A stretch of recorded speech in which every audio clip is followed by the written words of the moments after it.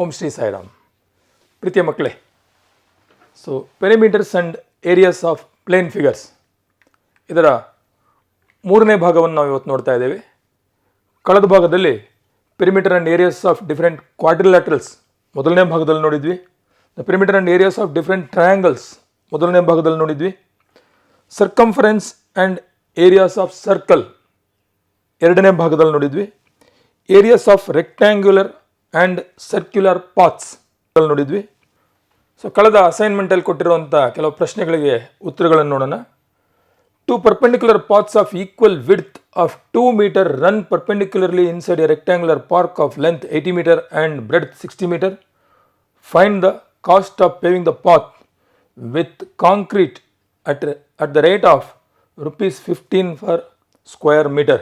So ನಿಮ್ಗಾಗಲೇ ಇದಕ್ಕೆ ಸೂತ್ರವನ್ನು ಕೊಟ್ಟಿದೆ. ಸೊ ಸೂತ್ರ ಇದಕ್ಕೆ LB plus BB minus B square. So ಇದರಲ್ಲಿ L ಅಂತ ಹೇಳಿದರೆ ಆಯತದ ಉದ್ದ, B ಅಂತ ಹೇಳಿದರೆ ಆಯತದ ಅಗಲ, ಸ್ಮಾಲ್ ಲೆಟರ್ B ಅಂತ ಹೇಳಿದರೆ ಪಥದ ಅಗಲ. ಸೊ ಎಷ್ಟು ಕೊಟ್ಟಿದ್ದಾರೆ ಅಂತ ಹೇಳಿದರೆ ಉದ್ದ ಮತ್ತು ಅಗಲಗಳು 80 ಮೀಟರ್ ಮತ್ತು 60 ಮೀಟರ್ ಆಯತದ ಉದ್ದ ಮತ್ತು ಅಗಲಗಳು. ಸೊ L ಅಂತ ಹೇಳಿದರೆ 80 ಮೀಟರ್, ಅಗಲ 60 ಮೀಟರ್. B ಅಂತ ಹೇಳಿದರೆ ಪಥದ ಅಗಲ, ದಾರಿಯ ಅಗಲ 2 ಮೀಟರ್. ಸೊ ಬೆಲೆಗಳನ್ನು ಆದೇಶ ಮಾಡ್ಕೊಂಡು ಸುಲಭ ತಗೊಂಬಂದಾಗ 276 ಚದರ ಮೀಟರ್ ಬರುತ್ತೆ ವಿಸ್ತೀರ್ಣ. ಆದ್ದರಿಂದ ಅದಕ್ಕೆ ಕಾಂಕ್ರೀಟ್ ಹಾಕಲಿಕ್ಕೆ ಬೇಕಾಗಿರುವಂಥ ಹಣ 276 × 15 4140 ರೂಪಾಯಿಗಳು ಬೇಕಾಗುತ್ತೆ. ಮುಂದಿನ ಲೆಕ್ಕವನ್ನು ನೋಡೋಣ. The radii of 2 circles are 9 cm and 12 cm. Find the radius of the circle whose area is equal to the sum of the areas of these 2 circles. So ಒಂದು ವೃತ್ತದ ತ್ರಿಜ್ಯ R1 ಅಂತ ತಿಳ್ಕೊಳ್ಳಿ, ಇನ್ನೊಂದನ್ನು R2 ಅಂತ ತಿಳ್ಕೊಳ್ಳಿ. ಅವೆರಡು ವೃತ್ತಗಳ ಒಟ್ಟು ವಿಸ್ತೀರ್ಣ ಎಷ್ಟಿದೆಯೋ ಅಷ್ಟು ವಿಸ್ತೀರ್ಣ ಇರುವಂಥ ಇನ್ನೊಂದು ವೃತ್ತದ ತ್ರಿಜ್ಯವನ್ನು ನಾವು ಕಂಡುಹಿಡಬೇಕು. ಎರಡು ವೃತ್ತಗಳ ವಿಸ್ತೀರ್ಣಗಳನ್ನು ಪ್ರತ್ಯೇಕವಾಗಿ ಕಂಡುಹಿಡ್ಕೊಂಡು ಅವೆರಡನ್ನ ಕೂಡಿಸಿ ಸೊ ಬಂದಿರುವಂಥ ಉತ್ತರವನ್ನು πr ಸ್ಕ್ವೇರ್ ಹಾಕ್ಕೊಂಡು R ಬೆಲೆಯನ್ನು ಕಂಡುಹಿಡಿಬೋದು ಒಂದು ವಿಧಾನ. So sum of the areas of the given 2 circles. So ವೃತ್ತದ ವಿಸ್ತೀರ್ಣ πr ಸ್ಕ್ವೇರ್. ಇಲ್ಲಿ ಒಂದು ವೃತ್ತದ ತ್ರಿಜ್ಯ R = 9 ಸೆಂಟಿಮೀಟರ್ ಇದೆ, ಇನ್ನೊಂದು ವೃತ್ತದ ತ್ರಿಜ್ಯ 12 ಸೆಂಟಿಮೀಟರ್ ಇದೆ. So πr square π × 9 square plus π × 12 square ಆಗುತ್ತೆ. π ಕಾಮನ್ ತೊಗೊಂಡಾಗ ಸೊ ಅದನ್ನು ಕೂಡಿಸಿದಾಗ π × 225 ಆಗಿರುತ್ತೆ. ಮಕ್ಕಳಲ್ಲಿ ನಾನು π ಬೆಲೆಯನ್ನು ಹಾಕ್ಕೊಂಡು ಸುಲಭ ರೂಪಕ್ಕೆ ತರುವಂಥ ಅವಶ್ಯಕತೆ ಇಲ್ಲ. ಯಾಕೆ ಅಂತ ಹೇಳಿದರೆ ಇದು ಮೂರನೇ ವೃತ್ತದ ವಿಸ್ತೀರ್ಣಕ್ಕೆ ಎರಡು ವೃತ್ತಗಳ ವಿಸ್ತೀರ್ಣಗಳು ಸಮನಾಗಿದೆ ಅಂತ ಹೇಳಿರೋದ್ರಿಂದ ಸೊ = πr3 ಸ್ಕ್ವೇರ್ ಅಂತ ಬರ್ಕೊಂಡ್ಬಿಡ್ಬೋದು ನಾನು. ಸೊ ಈಗ ಬರ್ಕೊಳ್ಳೋದ್ರಿಂದ ನನಗೇನು ಅನುಕೂಲ ಆಗುತ್ತೆ ಅಂತ ಹೇಳಿದರೆ π ನೇರವಾಗಿ ಇಲ್ಲೇ ಕ್ಯಾನ್ಸಲ್ ಆಗುತ್ತೆ. ಸೊ π ಬೆಲೆಯನ್ನು ಇಲ್ಲಿ ಬರ್ಕೊಂಡು ಆದೇಶ ಮಾಡಿ ಸುಲಭ ರೂಪಕ್ಕೆ ತಂದು ಮಾಡೋಷ್ಟು ಕೆಲಸ ನನಗೆ ಉಳಿಯುತ್ತೆ. ಆದ್ದರಿಂದ R3 = ವರ್ಗಮೂಲ 225 ಆಗುತ್ತೆ, ಅಂದರೆ 15 ಸೆಂಟಿಮೀಟರ್ ಆಗಿರುತ್ತೆ. ಮುಂದಿನ ಲೆಕ್ಕ ನೋಡೋಣ. The wheels of a car are of diameter 80 centimetre each. How many complete revolutions does each wheel make in 10 minutes when the car is travelling at a speed of 66 km/h? So 80 centimetre is the diameter. ಚಕ್ರದ ವ್ಯಾಸ 80 centimetre ಇದೆ, ಅದರಿಂದ ಅದರ ತ್ರಿಜ್ಯ 40 centimetre ಆಗಿರುತ್ತೆ. ಅದರ perimeter ಕಂಡುಹಿಡಿಬೇಕು. ಅದಕ್ಕಿಂತ ಮೊದಲಿಗ ಡಿಸ್ಟೆನ್ಸ್ ಕವರ್ಡ್ ಇನ್ 10 minutes ಎಷ್ಟಾಗುತ್ತೆ ನೋಡೋಣ. When the car is travelling at a speed of 66 km/h. So 1 ಗಂಟೆಗೆ ಅಂದರೆ 60 ನಿಮಿಷಕ್ಕೆ 66 ಕಿಲೋಮೀಟರ್ ದೂರವನ್ನು ಅದು ಚಲಿಸಿದೆ. ಸೊ 10 ನಿಮಿಷದಲ್ಲಿ ಕಾರ್ ಚಲಿಸಿರುವಂಥ ದೂರ 11 ಕಿಲೋಮೀಟರ್ ಆಗುತ್ತೆ. ಸೊ ಪುನಃ 1 ಮೀಟರ್ ಅಂದರೆ 100 ಸೆಂಟಿಮೀಟರ್ ಆಗೋದ್ರಿಂದ ಇದು 11 ಲಕ್ಷ ಸೆಂಟಿಮೀಟರ್ಗಳಿಗೆ ಸಮನಾಗಿರುತ್ತೆ. Distance covered by the wheel in 1 revolution. ಒಂದು ಸುತ್ತು ಸುತ್ತಿದಾಗ ಎಷ್ಟು ದೂರವನ್ನು ಅದು ಕ್ರಮಿಸಿರುತ್ತೆ ಅಂತ ಹೇಳಿದರೆ ಸುತ್ತಳತೆ ಪರಿಧಿಗೆ ಸಮನಾಗಿರುತ್ತೆ. ಪರಿಧಿಯನ್ನು ಕಂಡುಹಿಡಿಯುವಂಥ ಸೂತ್ರ C = 2πr. Number of revolutions required to cover the given distance is. So distance divided by ಪರಿಧಿ ಮಾಡಿದರೆ ಸಿಗುತ್ತೆ. 2πr ಇಲ್ಲಿ ಬರೀತೀನಿ. ಓಕೆ, 2πr ಡಿಸ್ಟೆನ್ಸನ್ನು ಕವರ್ ಮಾಡಬೇಕು ಅಂದರೆ ಒಂದು ಸುತ್ತು ಬೇಕಾಗತ್ತೆ. ಸೊ ಈಗ 11 ಲಕ್ಷ ಸೆಂಟಿಮೀಟರ್ನ ಕವರ್ ಮಾಡಬೇಕು ಅಂತ ಹೇಳಿದರೆ ಎಷ್ಟು ಸುತ್ತು ಬೇಕಾಗತ್ತೆ ಅಂತ ಕಂಡುಹಿಡಿಯಬೇಕು. ಸೊ ಇದನ್ನು ಓರೆ ಗುಣಾಕಾರ ಮಾಡಿದಾಗ 11 ಲಕ್ಷ ಮೇಲ್ಗಡೆ ಹೋಗುತ್ತೆ. ಇಲ್ಲಿ ಬರೆದಿದ್ದೇನೆ 2πr 2 ಇದು ಆರ್ ಬೆಲೆ, ಇದು ಪೈ ಛೇದಕ್ಕೆ ಹೋಗಿರುತ್ತೆ. ಇಲ್ಲಿ ಬರೆದಾಗ ಅದು ವೃತ್ಕ್ರಮ ಆಗಿಬಿಟ್ಟು 7/22 ಆಗುತ್ತೆ. ಸನ್ನಿಹಿತ ಬೆಲೆ ಹಾಕ್ಕೊಳ್ತೀವಿ. ಸೊ ಇದನ್ನು ಸುಲಭ ರೂಪಕ್ಕೆ ತೊಗೊಂಬಂದಾಗ ನಮಗೆ 4375 ಸುತ್ತುಗಳನ್ನು ಅದು ಸುತ್ತಿರುತ್ತೆ. ಮಕ್ಕಳೇ, ಇದಿಷ್ಟು ನೀವು ಕಳೆದ ಭಾಗದಲ್ಲಿ ಕೊಟ್ಟಿರುವಂಥ ಹೋಮ್ವರ್ಕ್ ಪ್ರಶ್ನೆಗಳು.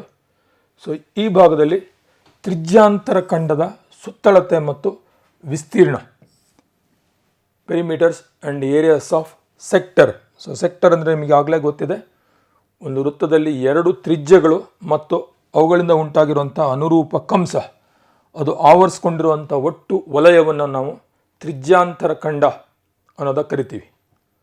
ಸೊ ಈ ತ್ರಿಜ್ಯಾಂತರದ ಖಂಡದ ಸುತ್ತಳತೆ ಮತ್ತು ವಿಸ್ತೀರ್ಣಗಳನ್ನು ನಾವು ಕಂಡುಹಿಡಿಯಬೇಕು.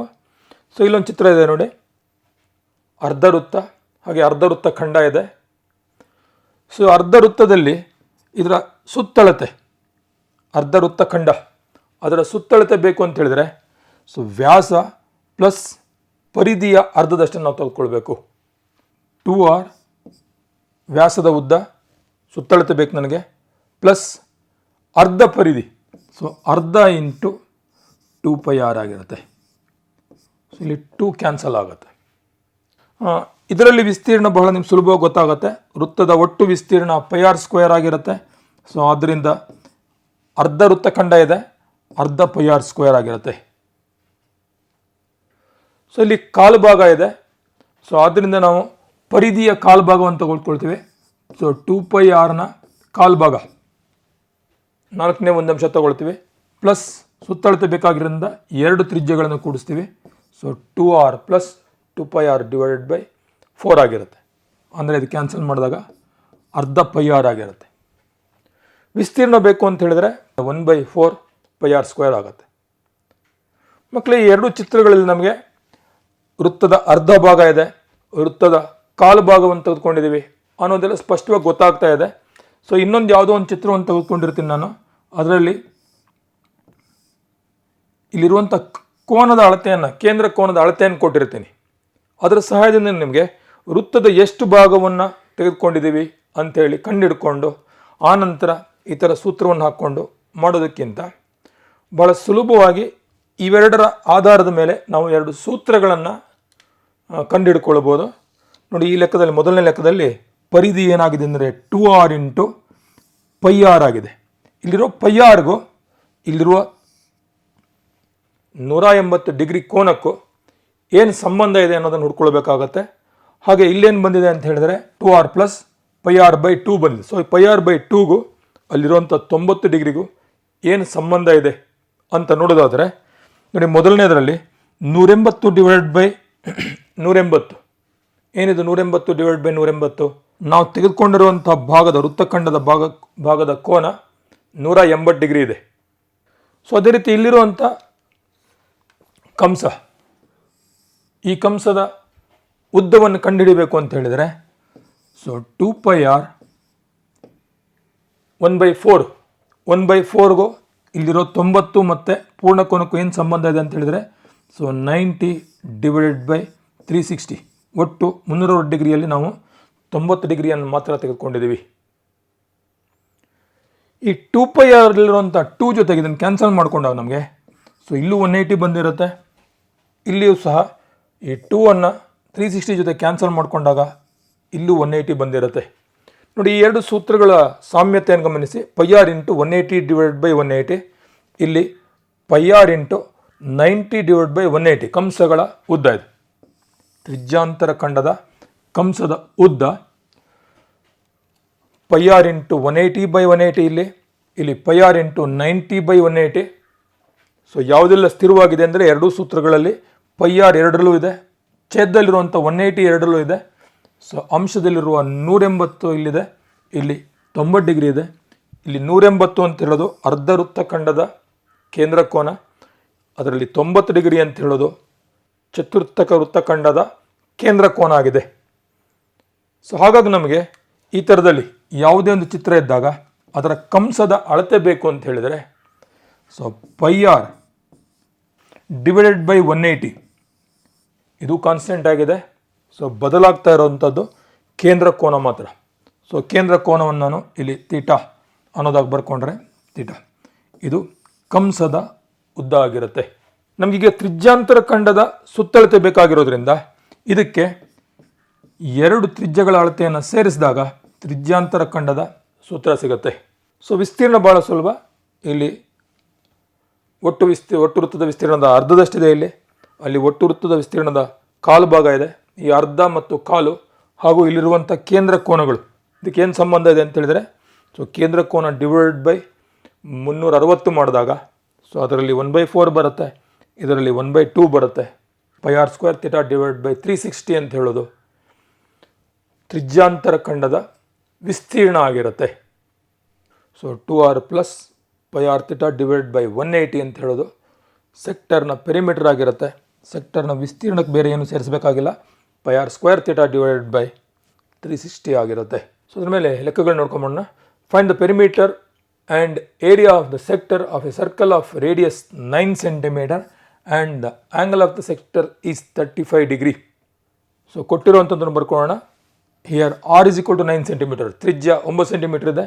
Theta is equal to 35 degree, ಕೇಂದ್ರ ಕೋನ 35 ಡಿಗ್ರಿ ಇದೆ. ಸೂತ್ರವನ್ನು ಹಾಕ್ಕೊಂಡ್ರೆ 2r into pi r theta divide by 180 ಸೂತ್ರ ಅದು. ಸೊ 2r, ಆರ್ ಅಂದರೆ 9, ಇದು 18 ಆಗುತ್ತೆ. ಸೊ ಪೈ ಅಂದರೆ 22/7 ಸನ್ನಿಹಿತ ಬೆಲೆ ಹಾಕ್ಕೊಳ್ತೀವಿ, ಇಂಟು ಆರ್ ಅಂತ ಹೇಳಿದರೆ 9 ಇಂಟು ಥೀಟಾ ಅಂದರೆ 35 ಡಿವೈಡೆಡ್ ಬೈ 180.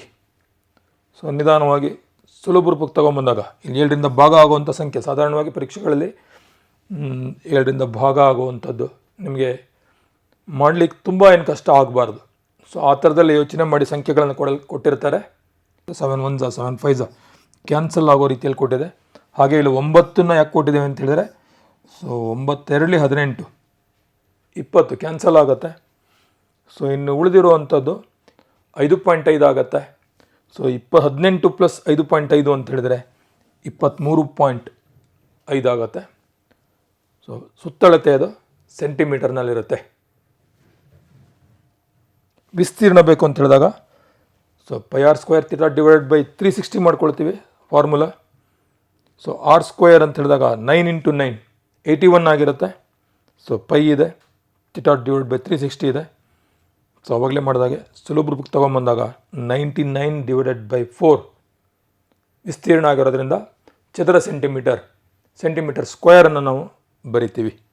ವೃತ್ತ ಮತ್ತಿತರ ಸಮತಲಾಕೃತಿಗಳ ಜೋಡಣೆಯಿಂದ ಆಕೃತಿಗಳ ವಿಸ್ತೀರ್ಣ ಇದು 20.6 ಅಂತ ಹೇಳೋದು NIOS ಟೆಕ್ಸ್ಟ್ ಬುಕ್ನಲ್ಲಿ. ಎರಡು ಬುಕ್ಕುಗಳಿದ್ದಾವೆ ನಿಮಗೆ. ಸೊ 2ನೇ ಬುಕ್ಕಲ್ಲಿ 20ನೇ ಚಾಪ್ಟ್ರಲ್ಲಿ ಅನ್ನೋ ಅರ್ಥವನ್ನು ಕೊಡುತ್ತದು. ಸಾಧಾರಣ ಒಟ್ಟು 2 ಬುಕ್ಕುಗಳು ಸೇರಿ 24 ಚಾಪ್ಟರ್ಗಳೇನಾದ ನಿಮಗೆ, 2 ಬುಕ್ಕುಗಳು ಸೇರಿ ಅಂದರೆ 9th ಮತ್ತು 10th ಎರಡು ಸೇರಿ. So areas of combinations of figures involving circle. So ವೃತ್ತಗಳನ್ನು ಒಳಗೊಂಡಂತೆ ಸೊ ಉದಾಹರಣೆಗೆ ಕೆಲವು ಚಿತ್ರಗಳನ್ನು ಕೊಡ್ತೀನಿ ನೋಡಿ. ಒಂದು ಸಮಬಾಹು ತ್ರಿಭುಜ ಇದೆ, ಅದಕ್ಕೆ ಒಂದು ವೃತ್ತ ಜೋಡಿಸಲ್ಪಟ್ಟಿದೆ ಒಂದು ಶೃಂಗದಲ್ಲಿ, ಆ ಶೃಂಗ ಕೇಂದ್ರ ಆಗೋ ಥರದಲ್ಲಿ. ಸೊ ಈ ಚಿತ್ರದ ಸುತ್ತಳತೆಯನ್ನು ಕಂಡುಹಿಡಿಯುವಂಥದ್ದು, ವಿಸ್ತೀರ್ಣವನ್ನು ಕಂಡುಹಿಡಿಯುವಂಥದ್ದು, ಅಥವಾ ಇಲ್ಲೊಂದು ವೃತ್ತದ ಒಳಭಾಗದಲ್ಲಿ ಸಮಬಾಹು ತ್ರಿಭುಜ ಅಂತಸ್ಥ ಆಗಿದೆ. An equilateral triangle is inscribed in a circle. ಇಲ್ಲಿ 4 ಅರ್ಧ ವೃತ್ತ ಖಂಡಗಳು ಪರಸ್ಪರ ಛೇದಿಸಿದವೆ ನೋಡಿ. 2 3 4 ಅರ್ಧ ವೃತ್ತ ಖಂಡಗಳು ಎಲ್ಲವೂ ಕೂಡ ಒಂದು ಸಾಮಾನ್ಯ ಬಿಂದುವನ್ನು ಹೊಂದಿರೋ ರೀತಿಯಲ್ಲಿ ಪರಸ್ಪರ ಛೇದಿಸಿದವೆ. ಸೊ ಛೇದಿಸಿದಾಗ ಉಂಟಾಗಿರುವಂಥ ಭಾಗದ ಸುತ್ತಳತೆ ಕೇಳ್ಬೋದು, ವಿಸ್ತೀರ್ಣವನ್ನು ಕೇಳ್ಬೋದು. ಸ್ವಲ್ಪ ಯೋಚನೆ ಮಾಡಬೇಕಾಗತ್ತೆ. ಸೊ ಇಲ್ಲೊಂದು ಕ್ವಾಡ್ರೆಂಟ್ ಆಫ್ ಎ ಸರ್ಕಲ್, ವೃತ್ತದ ಚತುರ್ಥಕ ಇದೆ. ಸೊ ಆ ಚತುರ್ಥಕದಲ್ಲಿ ವೃತ್ತ ಕೇಂದ್ರವ 90 ಡಿಗ್ರಿ ಇರುವ ಕೋನ ಆಗಿರೋ ಥರದಲ್ಲಿ ಒಂದು ಲಂಬಕೋನ ತ್ರಿಭುಜ ಅದರ ಒಳಭಾಗದಲ್ಲಿದೆ. ಇಲ್ಲಿ ಬಣ್ಣ ಹಚ್ಚಲ್ಪಟ್ಟಿರುವಂಥ ಭಾಗದ ಸುತ್ತಳತೆಯನ್ನು ಕೇಳ್ಬೋದು, ವಿಸ್ತೀರ್ಣವನ್ನು ಕೇಳ್ಬೋದು. ಸೊ ಇಂಥ ಲೆಕ್ಕಗಳಿದ್ದಾಗ ಹೇಗೆ ಮಾಡ್ಬೋದು ಅನ್ನೋದನ್ನು ಕೆಲವು ಲೆಕ್ಕಗಳನ್ನು ಮಾಡೋಣ. ಸೊ ನೀವು ಯೋಚನೆ ಮಾಡಿ ಪ್ರಾಕ್ಟೀಸ್ ಮಾಡಿದಾಗ ಸೊ ಯಾವ ಲೆಕ್ಕ ಕೊಟ್ಟರು ಕೂಡ ಮಾಡಲಿಕ್ಕೆ ಸಾಧ್ಯ ಆಗುತ್ತೆ. ಸೂತ್ರಗಳನ್ನು ಚೆನ್ನಾಗಿ ಬೈಹರ್ಟ್ ಮಾಡ್ಕೊಂಡಿರಬೇಕು. ಸೂತ್ರವನ್ನು ಚೆನ್ನಾಗಿ ಬೈಹರ್ಟ್ ಮಾಡ್ಕೊಂಡಿದ್ದಾಗ ಎಂಥ ಲೆಕ್ಕ ಹೋದರೂ ಕೂಡ ಭಾಳ ಸುಲಭವಾಗಿ ಮಾಡಲಿಕ್ಕೆ ಸಾಧ್ಯ ಆಗುತ್ತೆ. ಒಂದು ಲೆಕ್ಕವನ್ನು ಗಮನಿಸೋಣ. A square of side 6 cm is inscribed in a quadrant of a circle of radius 14 cm. Find the perimeter and area of the shaded region. 14 centimetre ತ್ರಿಜ್ಯ ಇರುವಂತಹ ಒಂದು ವೃತ್ತಚತುರ್ಥಕದಲ್ಲಿ 6 ಸೆಂಟಿಮೀಟರ್ ಪ್ರತಿ ಬಾಹು ಇರುವಂಥ ಒಂದು ವರ್ಗವನ್ನು ಚಿತ್ರದಲ್ಲಿರೋ ಥರದಲ್ಲಿ ಅಳವಡಿಸಲಾಗಿದೆ. ಆ ವರ್ಗವನ್ನು ಬಿಟ್ಟು ಚತುರ್ಥಕದ ಉಳಿದ ಭಾಗದ ಎಷ್ಟಿದೆಯೋ ಅದರ ಸುತ್ತಳತೆ ಮತ್ತು ವಿಸ್ತೀರ್ಣ ಎರಡನ್ನೂ ನಾವು ಕಂಡುಹಿಡಿಬೇಕಾಗಿದೆ. ಸೊ ಏನೇನು ಕೊಟ್ಟಿದೆ ಅಂತ ಹೇಳಿದ್ರೆ ತ್ರಿಜ್ಯಾಂತರ ಖಂಡ ಅದು, ಅದರ ತ್ರಿಜ್ಯದ ಅಳತೆಯನ್ನು ಕೊಟ್ಟಿದೆ 14 ಸೆಂಟಿಮೀಟರು. ಚತುರ್ಥಕ ಅದು, ಆದ್ದರಿಂದ ಕೇಂದ್ರ ಕೋನ 90 ಡಿಗ್ರಿ ಆಗಿದೆ. ವರ್ಗವು ಅದರ ಒಳಭಾಗದಲ್ಲಿರೋದ್ರಿಂದ ವರ್ಗದ ಪ್ರತಿ ಬಾಹು 6 ಸೆಂಟಿಮೀಟರ್ ಇರುತ್ತೆ. ಇದರ ಎಲ್ಲ ಬಾಹುಗಳು 6 ಸೆಂಟಿಮೀಟರ್ ಇದೆ. ಸೊ ಇಷ್ಟು ಲೆಕ್ಕದವನ್ನು ನೋಡಿದ ತಕ್ಷಣ ನಾವು ಬರ್ಕೊಳ್ಬಹುದು. ಈಗ ಒಂದು ವೇಳೆ ಈ ವರ್ಗ ಇಲ್ಲದೆ ಹೋಗಿದ್ರೆ ಅದರ ಸುತ್ತಳತೆ ಎಷ್ಟಾಗಿರುತ್ತೆ ಅಂತ ಹೇಳಿದರೆ 2r into πr θ divide by 180. ಈ ಸೂತ್ರದಲ್ಲಿ ಬೆಲೆಯನ್ನು ಆದೇಶ ಮಾಡಿದಾಗ ಸೊ 2r, r ಅಂದರೆ 14, 22/7 ಇಂಟು ಪೈ ಆಯಿತು. r ಅಂದರೆ 14, ಕೇಂದ್ರ ಕೋನ 90 ಡಿಗ್ರಿ ಡಿವೈಡ್ ಬೈ 180. ಸೊ ಸುಲಭರಿಗೆ ತೊಗೊಂಬಂದಾಗ 1 2 ಕ್ಯಾನ್ಸಲ್ ಆಗುತ್ತೆ, 2 1 2 7 ಕ್ಯಾನ್ಸಲ್ ಆಗುತ್ತೆ, 7 ಕ್ಯಾನ್ಸಲ್ ಆಗುತ್ತೆ, 22 ಸೆಂಟಿಮೀಟ್ರ್ ಬರುತ್ತೆ. 22 ಸೆಂಟಿಮೀಟರ್ ಅಂತ ಹೇಳೋದು ಕಂಸದ ಉದ್ದ ಆಗಿರುತ್ತೆ, ಎಲ್ ವ್ಯಾಲ್ಯೂ ಪ್ಲಸ್ ಎರಡು ತ್ರಿಜ್ಯಗಳ ಒಟ್ಟು ಉದ್ದ. ಒಂದು ತ್ರಿಜ್ಯ 14 ಸೆಂಟಿಮೀಟರ್ ಇದೆ, 14 ಇಂಟು 14 ಪ್ಲಸ್ 14 28 ಸೆಂಟಿಮೀಟರ್ ಆಗುತ್ತೆ. 28 ಪ್ಲಸ್ 22 ಅಂತ ಹೇಳಿದರೆ 50 ಸೆಂಟಿಮೀಟರ್ ಆಗುತ್ತೆ. ಇದು ವರ್ಗ ಇಲ್ಲ ಅಂತ ತಿಳ್ಕೊಂಡಾಗ ಅಲ್ಲಿರುವಂತಹ ವೃತ್ತ ಚತುರ್ಥಕದ ಸುತ್ತಳತೆ ಆಗಿರುತ್ತೆ. So this is the perimeter of the total quadrant when you remove the square in that quadrant. So ಅದರೊಳಗಡೆ ನಾನು ವರ್ಗವನ್ನು ಸೇರಿಸಿದಾಗ ಕೂಡ ಇಲ್ಲಿ ಬಂದಿರುವಂಥ ಸುತ್ತಳತೆಯಲ್ಲಿ ಯಾವುದೇ ಬದಲಾವಣೆ ಆಗಲ್ಲ. ಯಾಕೆ ಅಂತ ಹೇಳಿದರೆ ಈ ಚಿತ್ರವನ್ನು ಗಮನಿಸಿ, ಇಲ್ಲಿರೋ ಬಾಹುವಿನ ಅಳತೆ ಇಲ್ಲಿದೆ, ಎಲ್ಲ ಬಾಹುಗಳು ಸಮನಾಗಿದೆ. ಹಾಗೆ ಇಲ್ಲಿರುವ ಬಾಹುವಿನ ಅಳತೆ ಇಲ್ಲಿದೆ. ಸೊ ಆದ್ದರಿಂದ ಇಲ್ಲಿ ಕೊಟ್ಟಿರುವಂಥ ಶೇಡೆಡ್ ಪೋರ್ಷನ್, ಛಾಯೀಕೃತ ಭಾಗ, ಅದರ ಸುತ್ತಳತೆ ಕೂಡ 50 ಸೆಂಟಿಮೀಟರೇ ಆಗಿರುತ್ತೆ. ವಿಸ್ತೀರ್ಣವನ್ನು ಕಂಡುಹಿಡಬೇಕು. ಸೊ ಮೊದಲು ಚತುರ್ಥಕದ ವಿಸ್ತೀರ್ಣವನ್ನು ಕಂಡುಹಿಡ್ಕೊಂಡು, ವೃತ್ತ ಚತುರ್ಥಕದ ವಿಸ್ತೀರ್ಣವನ್ನು ಕಂಡುಹಿಡ್ಕೊಂಡು ಅದರಲ್ಲಿ ವರ್ಗದ ವಿಸ್ತೀರ್ಣವನ್ನು ಕಳೆದರೆ ಸಿಗುತ್ತೆ ವೃತ್ತ ಚತುರ್ಥಕದ ವಿಸ್ತೀರ್ಣ. ತ್ರಿಜ್ಯಾಂತರ ಖಂಡದ ವಿಸ್ತೀರ್ಣ πr² θ ಡಿವೈಡ್ ಬೈ 360. θ ಅಂತ ಹೇಳಿದರೆ 90 ಹಾಕ್ಕೊಳ್ತೀರಿ, r ಅಂತ ಹೇಳಿದರೆ 14 ಹಾಕ್ಕೊಳ್ತೀರಿ. r² ಅಂದರೆ 196 ಆಗುತ್ತೆ. 14 ಸ್ಕ್ವೇರ್, 4 1 4 4 16, 3 ಉಳಿತು 36 ಆಯಿತು, 4 9 36, 7ರಿಂದ ಇದನ್ನು ಭಾಗಿಸಿದ್ರೆ 7 49, 22 ಇಂಟು 7 ಗುಣಿಸಿದಾಗ 154 ಸೆಂಟಿಮೀಟರ್ ಸ್ಕ್ವೇರ್. ಇದು ಅದರಲ್ಲಿರುವಂಥ ವರ್ಗವನ್ನು ತೆಗೆದಾಗ ಇರುವಂಥ ಚತುರ್ಥಕ, ವೃತ್ತ ಚತುರ್ಥಕದ ಒಟ್ಟು ವಿಸ್ತೀರ್ಣ, ಇಡೀ ವೃತ್ತದ ವಿಸ್ತೀರ್ಣದ 4ನೇ ಭಾಗ ಇರುತ್ತೆ. ಇದರಲ್ಲಿ ವರ್ಗದ ವಿಸ್ತೀರ್ಣ 6 ಸ್ಕ್ವೇರ್ 36. ಸೊ ಅದನ್ನು ಕಳೆದಾಗ ನಮಗೆ ಅಲ್ಲಿ ಶೇಡೆಡ್ ಪೋರ್ಷನ್, ಛಾಯೀಕೃತ ಭಾಗದ ವಿಸ್ತೀರ್ಣ ನಮಗೆ ಸಿಗುತ್ತೆ. 154 ಮೈನಸ್ 36 ಮಾಡಬೇಕು, 118 ಸೆಂಟಿಮೀಟರ್ ಸ್ಕ್ವೇರ್ ಆಗಿರುತ್ತೆ. ಮುಂದಿನ ಲೆಕ್ಕವನ್ನು ನೋಡೋಣ. In a round table cover A design is made leaving an equilateral triangle ABC in the middle as shown in the figure. If the radius of the cover is 35 centimeter, find the cost of making the design at the rate of ₹2 per square centimeter. So ವೃತ್ತಾಕಾರದ table cloth ಇದೆ. So ಅದರಲ್ಲಿ ಮಧ್ಯದಲ್ಲಿ ಒಂದು ಸಮಬಾಹು ತ್ರಿಭುಜದ ಆಕಾರವನ್ನು ಬಿಟ್ಟು ಉಳಿದಿರೋ ಭಾಗಕ್ಕೆ ಯಾವುದು ಡಿಸೈನನ್ನು ಮಾಡಲಾಗಿದೆ. ಸೊ ಡಿಸೈನ್ ಮಾಡಿರುವಂಥ ಒಟ್ಟು ಭಾಗದ ವಿಸ್ತೀರ್ಣವನ್ನು ಕಂಡುಹಿಡ್ಕೊಂಡು ನಮಗೆ 1 ಚದರ ಸೆಂಟಿಮೀಟರ್ಗೆ ₹2 ತಗೊಳ್ಳೋದಾದರೆ ಅದು ವಿಸ್ತೀರ್ಣ, ಅದನ್ನು ಡಿಸೈನ್ ಮಾಡಲಿಕ್ಕೆ, ಒಟ್ಟು ಡಿಸೈನ್ ಮಾಡಲಿಕ್ಕೆ ಎಷ್ಟು ರೂಪಾಯಿ ತಗೊಳುತ್ತೆ ಅನ್ನೋದನ್ನು ಕಂಡುಹಿಡಿಬೇಕು. ಸೊ ಇದರ ವಿಸ್ತೀರ್ಣ ಕಂಡುಹಿಡಿದು ಬಹಳ ಸುಲಭವಾಗಿದೆ. ಇಡೀ ವೃತ್ತದ ವಿಸ್ತೀರ್ಣದಲ್ಲಿ ತ್ರಿಭುಜದ ವಿಸ್ತೀರ್ಣವನ್ನು ಕಳೆದು ಬಿಟ್ಟರೆ ಸಿಗುತ್ತೆ. ಸೊ ವೃತ್ತದ ವಿಸ್ತೀರ್ಣಕ್ಕೆ ನಿಮ್ಗೆ ಸೂತ್ರ ಗೊತ್ತಿದೆ, πr² ಮೈನಸ್ ಸಮಬಾಹು ತ್ರಿಭುಜದ ವಿಸ್ತೀರ್ಣ √3a² / 4 ಅನ್ನೋದನ್ನು ಸಾಕಷ್ಟು ಸತಿ ಇಷ್ಟರೊಳಗೆ ನೀವು ಅಭ್ಯಾಸ ಮಾಡಿ ಕಲ್ತಿರ್ತೀರಿ. ಆದರೆ ಈ ಸೂತ್ರ ಬರಬೇಕು ಅಂದರೆ ನನಗೆ ಗೊತ್ತಿರಬೇಕಾಗತ್ತೆ, ಅಂದರೆ BCಯ ಉದ್ದ ಅಥವಾ AC ಅಥವಾ AB ತ್ರಿಭುಜದ ಬಾಹುವಿನ ಉದ್ದ ಗೊತ್ತಿರಬೇಕಾಗತ್ತೆ. ಬಾಹುವಿನ ಉದ್ದ ನಮಗಿಲ್ಲಿ ಗೊತ್ತಿಲ್ಲ. ಸೊ ಇಲ್ಲಿ ಪ್ರತಿಯೊಂದು ಬಾಹು ಏನಾಗಿದೆ ಅಂದರೆ ವೃತ್ತದ ಜಾ ಆಗಿದೆ. ಸೊ ಈ ಜಾದ ಉದ್ದವನ್ನು ಕಂಡುಹಿಡ್ಕೊಳ್ಬೇಕು ನಾನು ಅಂತ ಹೇಳಿದ್ರೆ, ವೃತ್ತದ ತ್ರಿಜ್ಯವನ್ನು ಅವ್ರು ಕೊಟ್ಟಿದ್ದಾರೆ. ತ್ರಿಜ್ಯ ಎಷ್ಟಿದೆ ಅಂತ ಹೇಳಿದರೆ 35 ಸೆಂಟಿಮೀಟರ್ ಇದೆ. AD ಅಂತ ಹೇಳೋದು ಆ ತ್ರಿಭುಜಕ್ಕೆ ಲಂಬೋನ್ನತಿಯೂ ಆಗಿರುತ್ತದೆ, ಮಧ್ಯರೇಖೆನೂ ಆಗಿರುತ್ತೆ, ಹಾಗೆಯೇ ಎ ಕೋನದ ಕೋನಾರ್ಧಕ ರೇಖೆನೂ ಆಗಿರುತ್ತೆ, BCಗೆ ಲಂಬಾರ್ಧಕ ರೇಖೆನೂ ಆಗಿರುತ್ತೆ ಅನ್ನೋದನ್ನು ನೀವು ಹಿಂದಿನ ತರಗತಿಗಳಲ್ಲಿ ಕಲ್ತಿದ್ದೀರಿ. ಹಾಗಾಗಿ ಇದರಲ್ಲಿ OD ಎಷ್ಟಿರುತ್ತೆ ಅಂದರೆ 35ರ ಅರ್ಧದಷ್ಟು ಇರುತ್ತೆ, 17.5 ಇರುತ್ತೆ ಮಧ್ಯರೇಖೆಯ ಗುಣಲಕ್ಷಣ, 17.5 ಇರುತ್ತೆ. ಸೊ ಒಂದು ವೃತ್ತದಲ್ಲಿ ವೃತ್ತದ ತ್ರಿಜ್ಯ ಗೊತ್ತಿದ್ದು ವೃತ್ತ ಕೇಂದ್ರದಿಂದ ಜಾಕ್ಕಿರುವ ದೂರ ಗೊತ್ತಾದಾಗ ಸೊ ಜಾದ ಅಳತೆಯನ್ನು ಕಂಡುಹಿಡಲಿಕ್ಕೆ ನಿಮ್ಮ ಸೂತ್ರ ಕೂಡ ಗೊತ್ತಿದೆ, R² = L² + D². ಸೊ ಇಲ್ಲಿ L ಅಂತ ಹೇಳಿದ್ರೆ ಜಾದ ಅರ್ಧ ಭಾಗ, R ಅಂದರೆ ತ್ರಿಜ್ಯ, D ಅಂದರೆ ವೃತ್ತ ಕೇಂದ್ರದಿಂದ ಜಾಕ್ಕಿರುವಂಥ ದೂರ. ಸೊ ಈ ಸೂತ್ರವನ್ನು ಬಳಸಿಕೊಂಡು ನಿಧಾನವಾಗಿ ಲೆಕ್ಕ ಮಾಡಿದಾಗ ನಮಗೆ ತ್ರಿಭುಜದ ಬಾಹುವಿನ ಅಳತೆ ಸಿಗುತ್ತೆ. Area of the design = area of the circle minus area of triangle ABC ಮಾಡ್ಕೊಳ್ಬೇಕು. ಹಿಯರ್ R = 35 ಇದೆ. ಏರಿಯಾ ಆಫ್ ಸರ್ಕಲ್ πr² ಮಾಡಿದ್ರೆ ತಕ್ಷಣ ಸಿಕ್ಬಿಡುತ್ತೆ ನಿಮಗೆ. ಸೊ π × R ಅಂದರೆ 35 × 35. ಪುನಃ ಇಲ್ಲಿ ನೋಡಿ 7ರಿಂದ ಭಾಗ ಆಗುವಂಥ ಸಂಖ್ಯೆಯನ್ನು ಕೊಟ್ಟಿದೆ 35.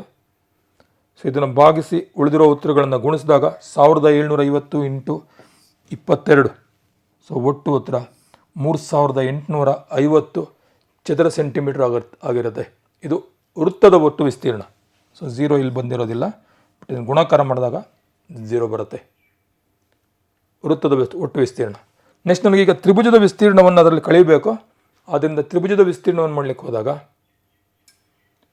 To find the sides of triangle ABC ತ್ರಿಭುಜದ ಬಾಹುವಿನ ಅಳತೆ ಬೇಕಾಗತ್ತೆ. ಎ ಮತ್ತು ಎಮ್ ಅಂತ ಹೇಳೋದು BCಯ ಮಧ್ಯಬಿಂದು, ಅದನ್ನು ಸೇರಿಸಿದೆ. ಸೊ AO = OM = 2:1 ಅನುಪಾತದಲ್ಲಿರುತ್ತೆ. ಯಾಕೆಂದರೆ ಅದು ತ್ರಿಭುಜದ ಮಧ್ಯರೇಖೆ ಆಗಿದೆ, ಸಮಬಾಹು ತ್ರಿಭುಜದ ಮಧ್ಯರೇಖೆಯೂ ಆಗಿದೆ ಅದು. ಸೊ ಆದ್ದರಿಂದ ನಮಗೆ ಈಗಾಗಲೇ ವಿವರಿಸಿರೋ ಥರದಲ್ಲಿ 17.5 ಸೆಂಟಿಮೀಟರ್ ಅನ್ನೋದು OM ಅಳತೆ ಆಗಿರುತ್ತೆ. ವೃತ್ತ ಕೇಂದ್ರದಿಂದ ಜಾಕ್ಕಿರುವಂಥ ದೂರ 17.5 ಸೆಂಟಿಮೀಟರ್ ಆಗಿರುತ್ತೆ. ಸೊ ಮುಂದಿನ ಹಂತದಲ್ಲಿ ಸೊ ಈ ತ್ರಿಭುಜವನ್ನು ತಗೊಂಡು ಸೊ OB² = BM² + OM² ಇದನ್ನು ಹಾಕ್ಕೊಂಡು ಸೊ BM² ಈ ಕಡೆ ತೊಗೊಂಬಂದಾಗ ನನಗೆ OB² - BM² ಆಗುತ್ತೆ. A² - B² = A + B × A - B ಸೂತ್ರವನ್ನು ಹಾಕ್ಕೊಂಡು ಸುಲಭ ರೂಪಕ್ಕೆ ತೊಗೊಂಬಂದಾಗ ಇದು 35 + 17.5 35 + 17.5 ಅಂತ ಹೇಳಿದಾಗ 52.5 ಬರುತ್ತೆ. 35 - 17.5 ಮಾಡಿದಾಗ 17.5 ಬರುತ್ತೆ ಪುನಃ. ಸೊ ಇವೆರಡನ್ನು ಸ್ವಲ್ಪ ನಿಧಾನವಾಗಿ ನೀವು ಗುಣಾಕಾರ ಮಾಡಬೇಕಾಗತ್ತೆ. ಗುಣಾಕಾರ ಮಾಡಿದರೆ 918.75 ಬರುತ್ತೆ. ಸೊ BM ಬೇಕು ನಮಗೆ ಅದರಲ್ಲಿ. ಸೊ BM ಅಂತ ಹೇಳೋದು ಸಾಧಾರಣ 31.5 ಸೆಂಟಿಮೀಟರ್ ಆಗಿರುತ್ತೆ. ನೋಡಿ 900 ಅಂತ ಹೇಳೋದು 30ರ ವರ್ಗ, 30² ಅಂದರೆ 900 ಆಗಿರುತ್ತೆ. ಸೊ 31 × 31 ಮಾಡಿದರೆ ನಿಮಗೆ ಒಂದು 961 ಬರುತ್ತೆ. ಸೊ ಇಲ್ಲಿ 961ಕ್ಕಿಂತ ಕಡಿಮೆ ಇದೆ, 918 ಇದೆ. ಸೊ ಆದ್ದರಿಂದ ಸರಿಸುಮಾರು ಸನ್ನಿಹಿತ ಬೆಲೆ ನೀವು 30.5 ಅಂತ ತಿಳ್ಕೊಳ್ಬೋದು. ಅದರ 2ರಷ್ಟು ಉದ್ದ ಬಿ ಸಿಯ ಉದ್ದ ಆಗಿರುತ್ತೆ. ಸೊ ಸನ್ನಿಹಿತ ಬೆಲೆ 30.5 ಅಂತ ಹೇಳಿದರೆ 61 ಸೆಂಟಿಮೀಟರ್ ಹಾಕ್ಕೊಳ್ಬೋದು. ಸೊ ನಿರ್ದಿಷ್ಟವಾಗಿರೋ ಬೆಲೆ ಸಿಗಲ್ಲ, ಇಲ್ಲಿ ಸನ್ನಿಹಿತ ಬೆಲೆಗಳು ನಮಗೆ ಸಿಗುತ್ತೆ. ಸೊ ಅದರ ಆಧಾರದ ಮೇಲೆ √3a² / 4 ಸೂತ್ರವನ್ನು ಉಪಯೋಗಿಸ್ಕೊಂಡು 1.73 × 63 × 63 61 × 61 ಹಾಕ್ಕೊಳ್ತೀನಿ ನಾನು. ಸೊ ಇಸ್ ಈಕ್ವಲ್ ಟು ಹೇಗೂ ಸನ್ನಿಹಿತ ಬರೋದ್ರಿಂದ ನಾನು ಇದನ್ನ ಮುಟ್ಲಿಕ್ಕೆ ಹೋಗಲ್ಲ. 61 × 61 ಅಂತ ಹೇಳಿದರೆ 6² 36, 6 12, 372 ಮುಂದೆ 1 ಬರುತ್ತಿದೆ. 372 ಮುಂದೆ 1 ಇಂಟು 0.43 ಗುಣಾಕಾರ ಮಾಡ್ಕೊಂಡು ಹೋಗಬೇಕಾಗತ್ತೆ. ಇದನ್ನು ಗುಣಿಸ್ಬಿಟ್ಟು ನೀವು ಉತ್ತರವನ್ನು ನಿಧಾನವಾಗಿ ಕಂಡುಹಿಡಿಯಿರಿ ಅಂತ ಹೇಳ್ತಾ ಈ ಲೆಕ್ಕವನ್ನು ಇಲ್ಲಿ ನಿಲ್ಲಿಸೋಣ. ಅನಂತರ ಏನು ಮಾಡಬೇಕಾಗತ್ತೆ ಅಂತ ಹೇಳಿದ್ರೆ ಹೆಚ್ಚು ಕಮ್ಮಿ 0.43 ಅಂತೇಳಿ ಅರ್ಧದಷ್ಟಿದೆ. ಈ ಉತ್ತರದ ಅರ್ಧದಷ್ಟನ್ನು ಬರೆದಾಗ ಒಂದು ಸನ್ನಿಹಿತ ಬೆಲೆ ಸಿಗುತ್ತೆ. Yes, therefore area of the design. So ಮೊದಲು ನಮ್ಗೆ ಸಿಕ್ಕಿರುವಂಥ ವೃತ್ತದ ವಿಸ್ತೀರ್ಣ ಎಷ್ಟು ಸಿಕ್ಕಿತ್ತು ಮೈನಸ್ ಇಲ್ಲಿ ಈ ಉತ್ತರದಲ್ಲಿ ಸ್ವಲ್ಪ ವ್ಯತ್ಯಾಸ ಬರ್ಬೋದು. ಇಲ್ಲಿ 1 ಹಾಕ್ಕೊಂಡಾಗ ಆ ವ್ಯತ್ಯಾಸವನ್ನು ಕಳೆದಾಗ ನಮಗೆ ಡಿಸೈನ್ ಅಲ್ಲಿರುವಂಥ ಆಕೃತಿಯ ಡಿಸೈನ್ನ ಒಂದು ವಿಸ್ತೀರ್ಣ ಸಿಗುತ್ತೆ ನಮಗೆ. ಸೊ ಅದರಲ್ಲಿ 1 ಸೆಂಟಿಮೀಟರ್ಗೆ 2 ರೂಪಾಯಿ ಅಂತೆ. ಒಟ್ಟು ಎಷ್ಟು ಹಣ ಆಗುತ್ತೆ ಅನ್ನೋದನ್ನು ಈ ಥರದಲ್ಲಿ 2ರಿಂದ ಬಂದಿರೋ ಉತ್ತರವನ್ನು ಗುಣಾಕಾರ ಮಾಡಿದಾಗ ಉತ್ತರ ಸಿಗುತ್ತೆ. ಸೊ ಇದರಲ್ಲಾಗಿರೋ ಕರೆಕ್ಷನ್ ನೀವು ಮಾಡಿಕೊಂಡು ನೀವು ಪ್ರಾಕ್ಟೀಸ್ ಮಾಡಿ ಅಂತ ಹೇಳ್ತಾ ಮುಂದಿನ ಲೆಕ್ಕವನ್ನು ನೋಡೋಣ. Find the area of the shaded design in figure where ABCD is a square of side 10 centimetre. So ಇದರಲ್ಲಿ ವರ್ಗ ಇದೆ, ಪ್ರತಿಯೊಂದು ಬಾಹು 10 ಸೆಂಟಿಮೀಟರ್ ಇದೆ. And semicircles are drawn with each side of the square as diameter. So ಎಲ್ಲವೂ ಕೂಡ ಅರ್ಧ ವೃತ್ತಗಳನ್ನು ಎಳೆದಿದೆ. ಪ್ರತಿಯೊಂದು ಬಾಹುವು ಕೂಡ ಅರ್ಧ ವೃತ್ತದ ವ್ಯಾಸ ಆಗೋ ವೃತ್ತದಲ್ಲಿ 4 ಅರ್ಧ ವೃತ್ತಗಳನ್ನು ಎಳೆದಿದೆ. ಸೊ ಅಲ್ಲಿ ಛಾಯೀಕೃತ ಭಾಗದ ವಿಸ್ತೀರ್ಣವನ್ನು ಕಂಡುಹಿಡಿಯಬೇಕು. ಮಕ್ಕಳು ಅಲ್ಲಿರುವಂಥ ವಲಯಗಳನ್ನು ನಾನು ಇದರ ಒಳಭಾಗದಲ್ಲಿ ಬರುವಂಥ ವಲಯವನ್ನು ನಾನು ಎ ಅಂತ ಗುರುತು ಮಾಡ್ಕೊಳ್ತೇನೆ. ಇದು ಬಿ, ಇದು ಸಿ. ಇದರ ಒಳಭಾಗದಲ್ಲಿ ಬರೋದನ್ನು ಡಿ ಅಂತ ಗುರುತು ಮಾಡಿಕೊಂಡಾಗ ಸೊ ನನಗೆ ಫೈನಲ್ ಆಗಿ ಏನು ಬೇಕಾಗುತ್ತೆ ಅಂದರೆ A + B + C + D ಬೇಕಾಗುತ್ತೆ. ಇದರಲ್ಲಿ ನಾನು ಒಂದು ಅರ್ಧ ವೃತ್ತ ಖಂಡವನ್ನು ತಗೊಂಡ್ರೆ ಆ ಅರ್ಧ ವೃತ್ತ ಖಂಡದ ಒಟ್ಟು ವಿಸ್ತೀರ್ಣ ಏನಾಗುತ್ತೆ ಅಂದರೆ A + E + B ಆಗಿರುತ್ತೆ. ಅದರ ಪಕ್ಕದಲ್ಲಿರುವಂಥ ಇನ್ನೊಂದು ಅರ್ಧ ವೃತ್ತ ಖಂಡವನ್ನು ತಗೊಂಡು ಅದರ ಒಟ್ಟು ವಿಸ್ತೀರ್ಣ ಏನಾಗುತ್ತೆ ಅಂದರೆ B + F + C ಆಗುತ್ತೆ. ಅದೇ ಥರದಲ್ಲಿ 4 ಅರ್ಧ ವೃತ್ತ ಖಂಡಗಳ ಒಟ್ಟು ವಿಸ್ತೀರ್ಣ ಮತ್ತು ಉಳಿದಿರುವಂಥ E, F ಮತ್ತು G ಮತ್ತು Hಗಳು ಎಲ್ಲ ಒಂದೊಂದು ಸತಿ ಇದು ಮಾತ್ರ ಇದೆ. ಸೊ ಇದನ್ನು ಕೂಡಿಸಿದಾಗ 2A + 2B + 2C + 2D + E + F + G + H ಆಗಿರುತ್ತೆ. ಸೊ ಇದು ಒಟ್ಟು 4 ಅರ್ಧ ವೃತ್ತ ಖಂಡಗಳು. 2 ಅರ್ಧ ವೃತ್ತ ಖಂಡಗಳು ಸೇರಿದರೆ 1 ವೃತ್ತ ಆಗುತ್ತೆ. ಆದ್ದರಿಂದ ಅಂಥದ್ದು 4 ಸೇರಿದಾಗ 2 ವೃತ್ತದ ಒಟ್ಟು ವಿಸ್ತೀರ್ಣಕ್ಕೆ ಸಮಾನ ಆಗುತ್ತೆ. ಅದು ಕೊಟ್ಟಿರುವಂಥ ವರ್ಗದ ವಿಸ್ತೀರ್ಣವನ್ನು ಕಂಡುಹಿಡಬೇಕು ಅಂದರೆ 10² ಮಾಡಿದ್ರೆ ಸಿಗುತ್ತೆ. ಸೊ ವರ್ಗದ ವಿಸ್ತೀರ್ಣ ಏನಾಗಿರುತ್ತೆ ಅಂದರೆ A + B + C + D + E + F + G + H ಆಗಿರುತ್ತೆ. ಸೊ ಈ ವರ್ಗದ ವಿಸ್ತೀರ್ಣವನ್ನು ಅಲ್ಲಿರುವಂಥ 4 ಅರ್ಧ ವೃತ್ತ ಖಂಡಗಳ ವಿಸ್ತೀರ್ಣದಿಂದ ಕಳೆದಾಗ ಸೊ ಇದನ್ನು ಕಳೆದಾಗ ಏನು ಬರುತ್ತೆ ನಮಗೆ ಅಂದರೆ A + B + C + D ಒಂದು ಸರ್ತಿ ಉಳ್ಕೊಂಡಿರುತ್ತೆ. ಜೊತೆಗೆ E + F + G + H ಇವೆಲ್ಲವೂ ಕ್ಯಾನ್ಸಲ್ ಆಗಿರುತ್ತೆ. 2A + 2B + 2C + 2D ನಲ್ಲಿ A + B + C + D ಅನ್ನು ಕಳಿತೀವಿ. So A + B + C + D ನಮ್ಗೆ ಉಳ್ಕೊಳ್ಳುತ್ತೆ. ಅದು ಛಾಯೀಕೃತ ಭಾಗದ ವಿಸ್ತೀರ್ಣ ಆಗಿರುತ್ತೆ. ಸೊ ಇಲ್ಲಿ ನಾನು ಏನೇನು ಮಾಡಬೇಕು ಅಂದರೆ 5 ಸೆಂಟಿಮೀಟರ್ ತ್ರಿಜ್ಯ ಇರುವಂಥ ವೃತ್ತದ ವಿಸ್ತೀರ್ಣವನ್ನು ಕಂಡುಹಿಡಿದು 2ರಿಂದ ಗುಣಿಸ್ಕೊಳ್ಬೇಕು. ಸೊ ಗುಣಿಸಿದಾಗ ಏನು ಬರುತ್ತೆ ಅಂದರೆ ಇದಕ್ಕೆ ಒಂದು ಉತ್ತರ ಸಿಗುತ್ತೆ. ಆನಂತರ ವೃತ್ತದ ವಿಸ್ತೀರ್ಣ ಪ್ರತಿ ಬಾಹು 10 ಸೆಂಟಿಮೀಟರ್ ಆನಂತರ ಪ್ರತಿ ಬಾಹು 10 ಸೆಂಟಿಮೀಟರ್ ಇರುವಂಥ ವರ್ಗದ ವಿಸ್ತೀರ್ಣವನ್ನು ಕಳಿಬೇಕು. ಆ ಥರ ಕಳೆದಾಗ ನಮಗೆ ಇಲ್ಲಿ ಛಾಯೀಕೃತ ಭಾಗದ ವಿಸ್ತೀರ್ಣ ಸಿಗುತ್ತೆ. ಸೊ ವೃತ್ತದ ವಿಸ್ತೀರ್ಣ πr² ಸೂತ್ರ ಹಾಕ್ಕೊಳ್ತೀರಿ, ವರ್ಗದ ವಿಸ್ತೀರ್ಣಕ್ಕೆ L² ಸೂತ್ರವನ್ನು ಹಾಕ್ಕೊಳ್ತೀರಿ. ಸೊ 157 - 100 ಅಂತ ಹೇಳಿದರೆ 57. ಕೊಟ್ಟಿರೋ ಅಳತೆಗಳೆಲ್ಲ ಸೆಂಟಿಮೀಟರ್ಗಳಲ್ಲಿದೆ, ಆದ್ದರಿಂದ 57 ಸೆಂಟಿಮೀಟರ್ ಸ್ಕ್ವೇರ್ ಅಂತ ಹೇಳೋದು area of the shaded region, ಛಾಯೀಕೃತ ಭಾಗದ ವಿಸ್ತೀರ್ಣ ಆಗಿರುತ್ತೆ. ಈ ಚಾಪ್ಟರ್ ಮೇಲೆ ಭಾಳಷ್ಟು ಲೆಕ್ಕಗಳಿದ್ದಾವೆ. ಸೊ ನಿಧಾನವಾಗಿ ಯೋಚನೆ ಮಾಡಿ ಕಷ್ಟ ಆಗಲ್ಲ. ಸೂತ್ರಗಳು ಚೆನ್ನಾಗಿ ಬಯಟ್ ಮಾಡ್ಕೊಂಡಿರಬೇಕು. ಸ್ವಲ್ಪ ಯೋಚನೆ ಮಾಡಬೇಕು, ಯಾವ ಸೂತ್ರವನ್ನು ಹಾಕಬೇಕು, ಯಾವುದರಲ್ಲಿ ಯಾವುದನ್ನು ಕಳಿಬೇಕು, ಯಾವ ಸೂತ್ರವನ್ನು ಹಾಕ್ಕೊಂಡು ಯಾವ ಆಕೃತಿಯ ವಿಸ್ತೀರ್ಣವನ್ನು ಕಂಡುಹಿಡಿದು ಯಾವ ವಿಸ್ತೀರ್ಣಕ್ಕೆ ಯಾವ ವಿಸ್ತೀರ್ಣವನ್ನು ಕೂಡಿಸಬೇಕು ಅನ್ನೋದನ್ನು ಚಿತ್ರವನ್ನು ನೋಡಿ ಸ್ವಲ್ಪ ಯೋಚನೆ ಮಾಡಿದಾಗ ನಿಮಗೆ ಗೊತ್ತಾಗಿರುತ್ತೆ. ಸ್ವಲ್ಪ ಎಫರ್ಟ್ ಹಾಕಿ ಚೆನ್ನಾಗಿ ಅಧ್ಯಯನ ಮಾಡಿ ಅಂತ ಹೇಳ್ತಾ ಸೊ ಈ ಚಾಪ್ಟರನ್ನು ಇಲ್ಲಿಗೆ ಮುಗಿಸೋಣ. ಎಲ್ಲರಿಗೂ ಶುಭವಾಗಲಿ. ಧನ್ಯವಾದಗಳು.